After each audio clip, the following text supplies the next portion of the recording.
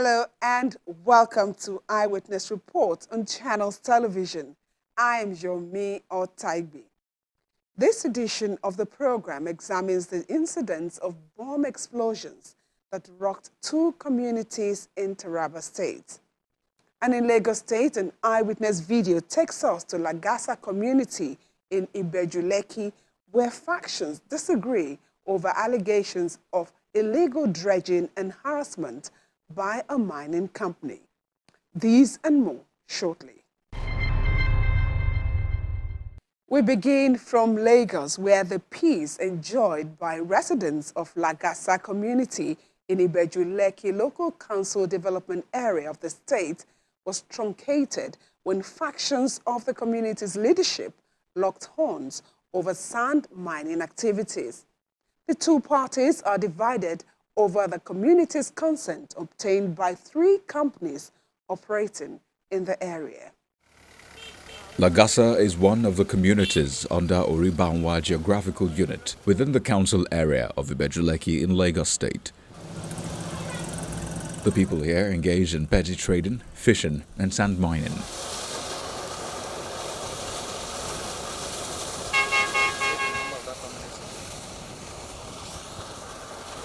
The argument over who the authentic operators of dredging activities are recently developed into disagreement among some residents and leaders of the community.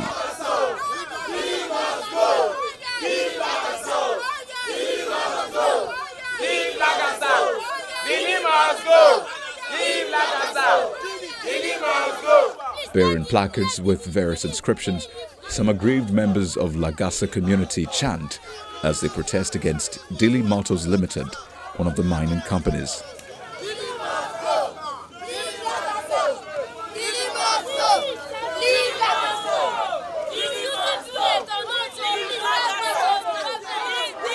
They are challenging the continuous sand mining at the Lagasa Ebute dredging site by Dili Motors, alleging that the company does not have the community's approval to operate.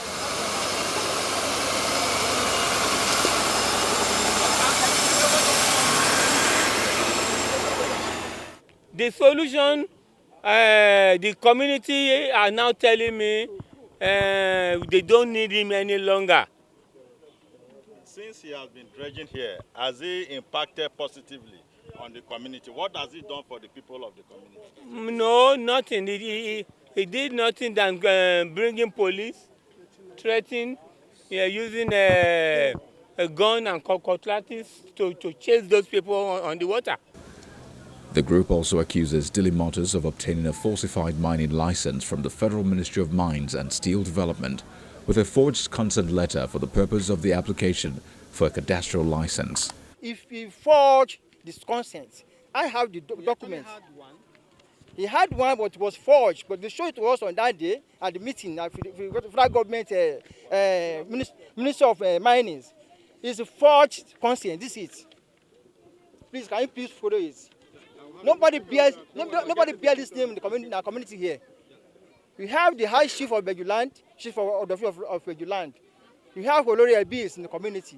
There are people that have to put hand that consent to show that yes, this man has registered his presence in the community before now go to federal government to process the document, so the license. From the names you mentioned? Yes, of course. And we laid the complaint to the Honorable Minister. Yet by now, they are giving him more power to terrorize in the community. We should believe, and it's still boasting to us that somebody, one of the palm sec of the ministry, Dr. Mrs. Oluwatoyin Akinlade, is happen to be his mother and a mentor and the one behind him. Channels Television obtained photocopies of letters of consent granted to three companies operating in the area: Dili Motors Limited, Sinotech International Development Company, and Jumitex Nigeria Limited.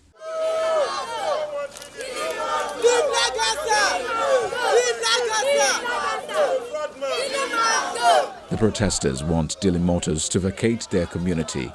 They also urged the Federal Ministry of Mines to investigate its license.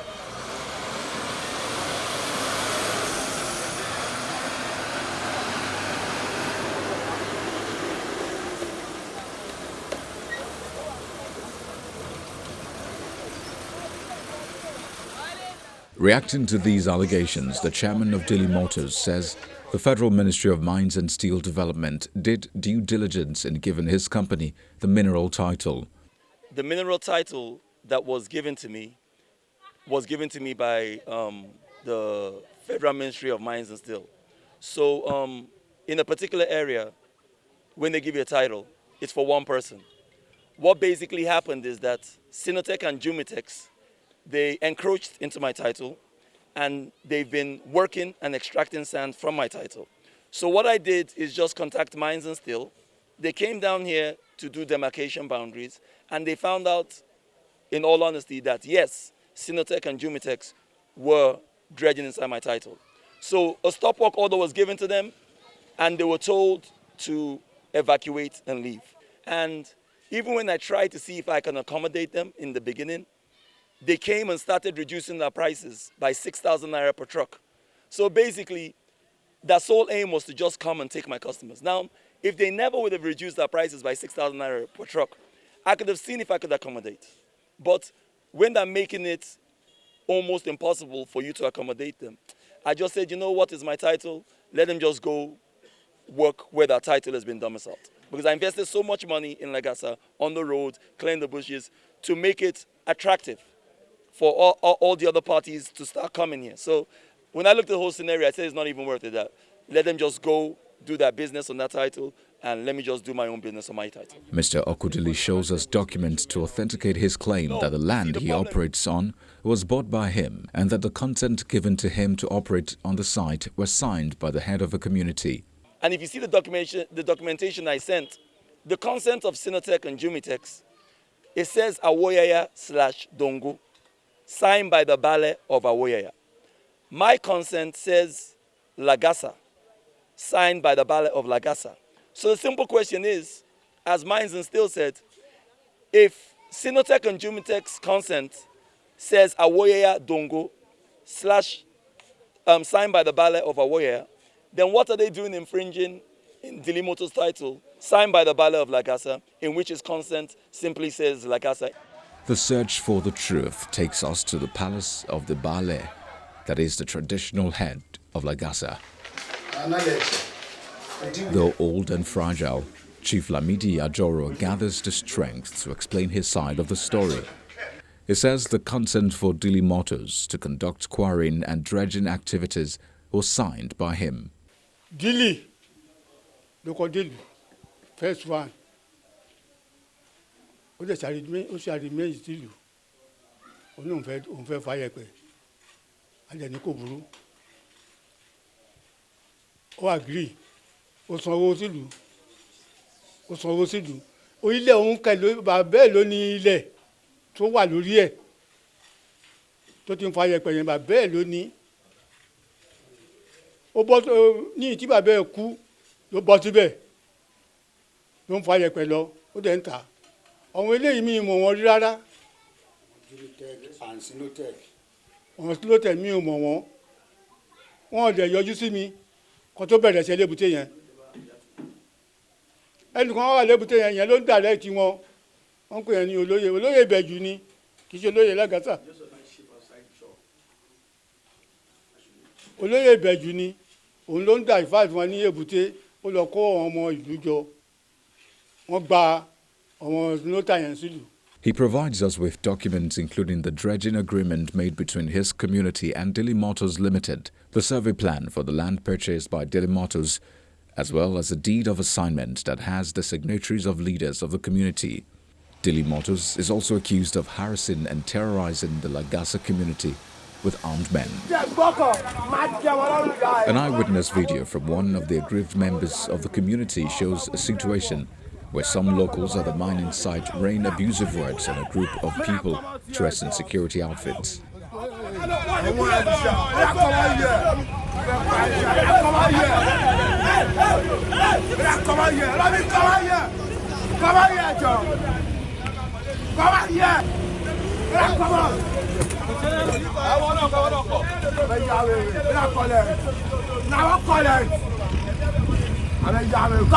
down, calm down. I don't calm down, I don't want to hear anything.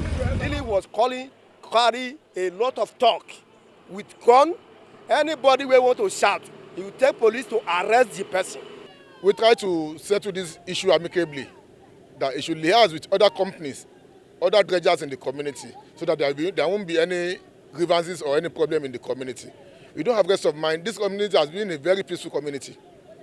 But unfortunately, some years ago, when this company comes up, we have been having problems here and there, shooting gun during the day. While our children are in school, coming back from school, they'll be running up and down. That at the riverine area, they have been shooting there. There are a lot of police there. There are a lot of gunmen there. Unlike Daily Motors' consent letter signed by the head of Lagasa to conduct quarrying activities in Lagasa, those that bear Sinotech and Jubitex were signed by the Bale of Awoyaya to operate within the Awoyaya Dongo community, which according to our findings is on the other side of the river.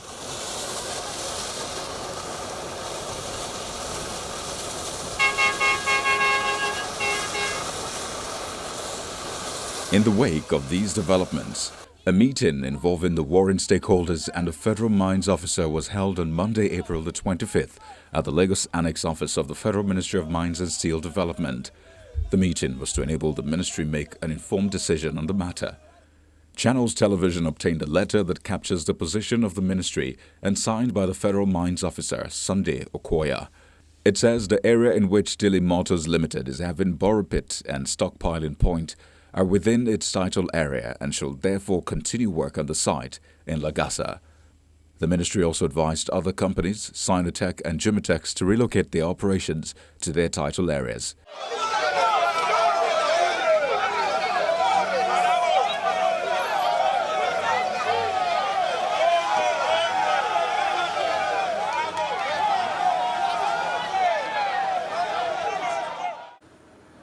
If this is the outcome of the meeting, hopefully it will put an end to the misunderstanding among the parties and give room for peace to return to Lagasa community.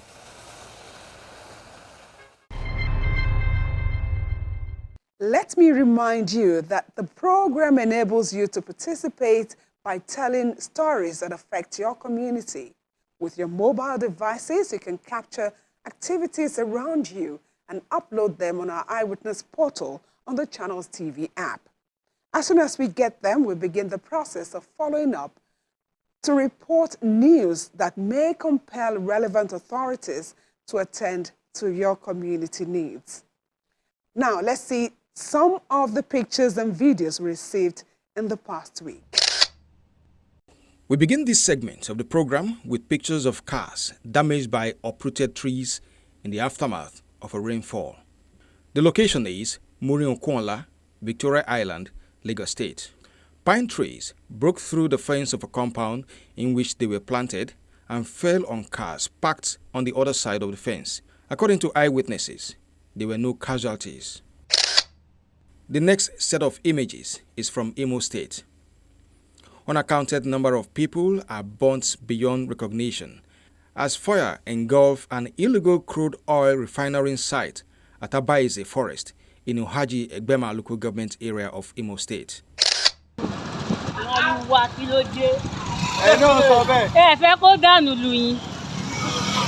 Finally, on a lighter side, is a video of a commercial tricycle, popularly called Keke Napep, overloaded with water tanks and being transported to an unknown destination in Lagos State. The Eyewitness reporter warns against such acts that could lead to road accidents.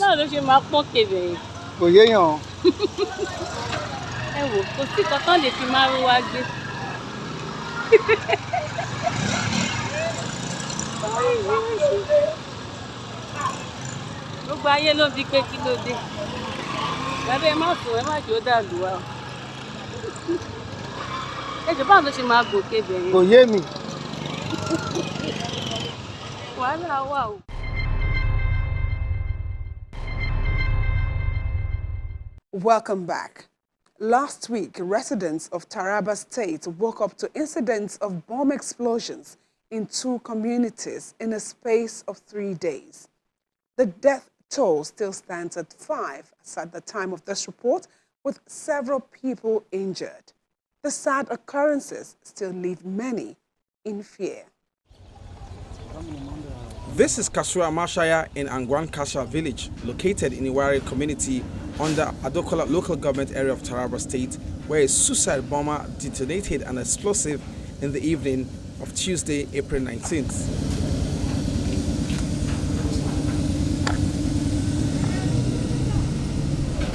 The explosion resulted in the death of 6 people, including the suspected suicide bomber. 19 others were injured in the process. The market is adjacent to the popular cattle market, which is in the area being carved out to accommodate those selling perishable goods and a local alcoholic beverage.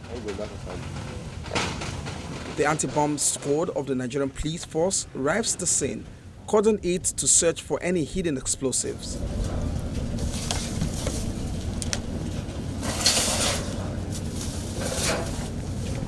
Blown-off roof and shattered drinking shacks are a sad reminder of the effect of the explosion.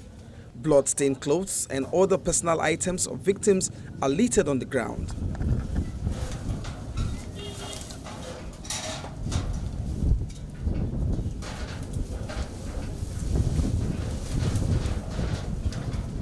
The district head of the area narrates his experience.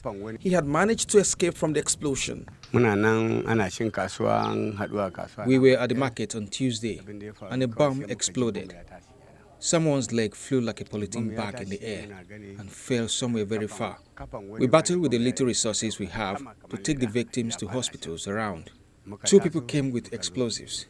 One of them left and the other one timed it appropriately.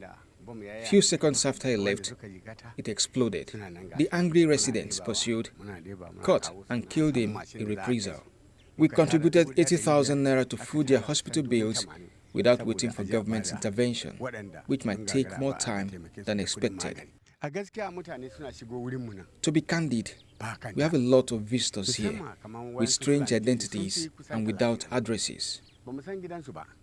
I can confirm to you that so far we have lost 6 of our people in this incident.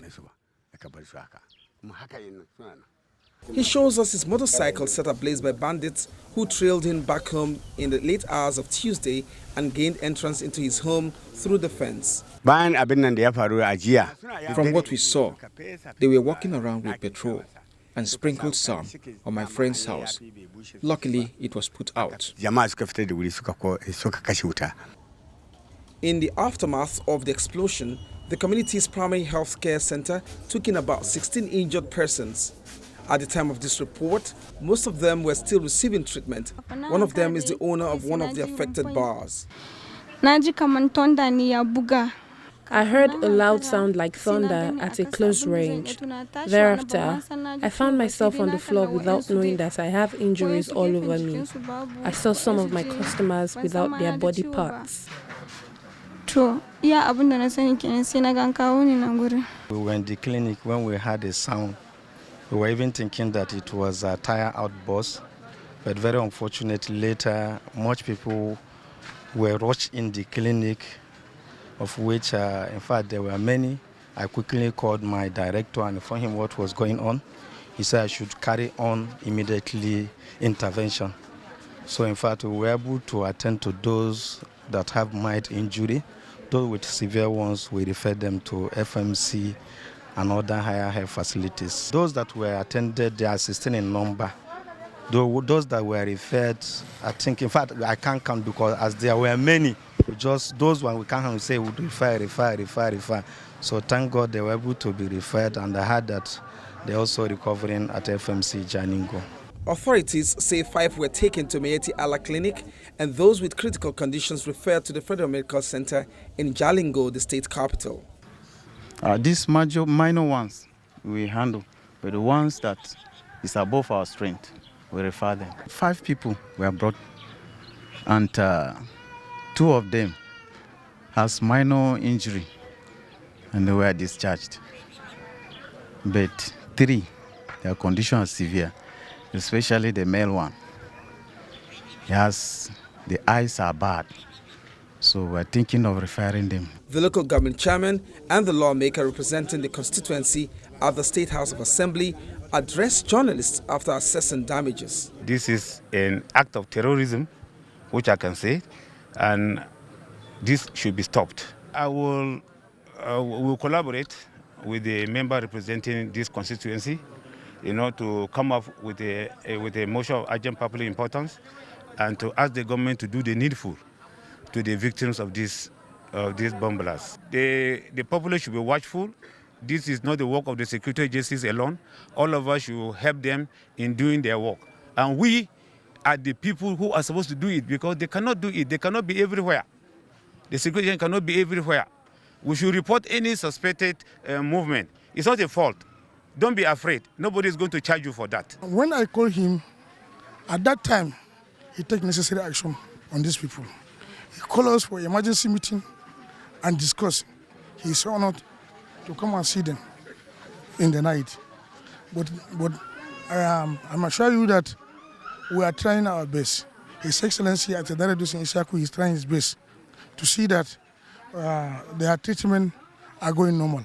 Reacting to the incident, the Taraba State Police Public Relations Officer cites poor communications between leaders of the community and security agencies. As I'm telling you now, no any formal reports from the members of the community that such thing happened.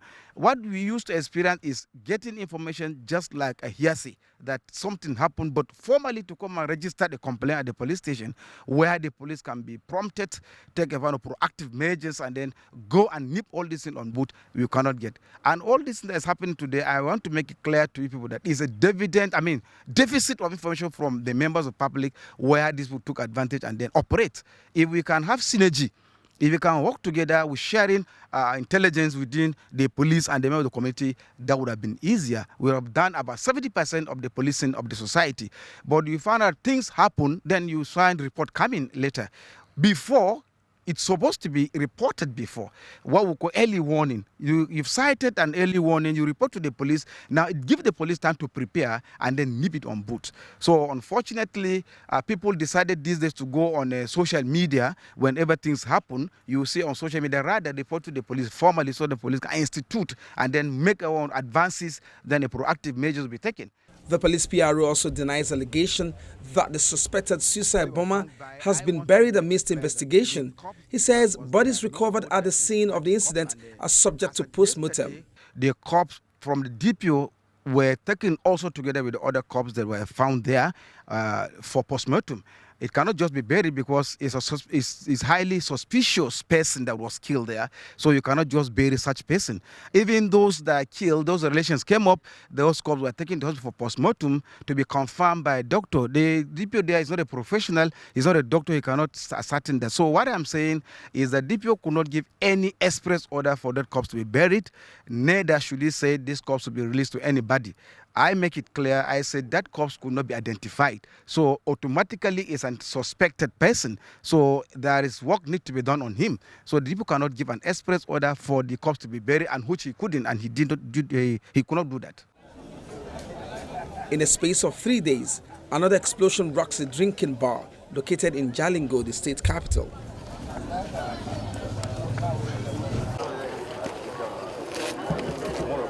Residents watch as anti-bomb squad gleam through the debris to ascertain the magnitude of the explosion.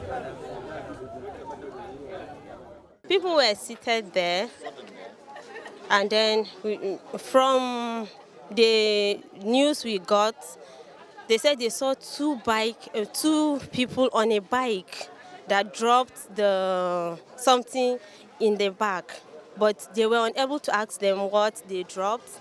Not long ago, the bomb exploded. We were passing with my sister in the evening, exactly around 8:02. Immediately we passed this spot, then the bomb exploded. And then so many people were injured around the area, but thank God we were able to escape with my sister. The bomb was dropped behind my house, where alcoholic beverage is sold. As I stepped out, I saw about 8 people injured. The police arrived and took them to a hospital. Apart from structural damages, there was no death recorded. The explosive device is said to have been dropped at a distance far from where people were seated. The two incidents should give the state government and security agencies concerned on how to develop more security measures to nip such threats before it worsens. That's it on this edition of the program. See you again next week. I am Yomi Otaigbe.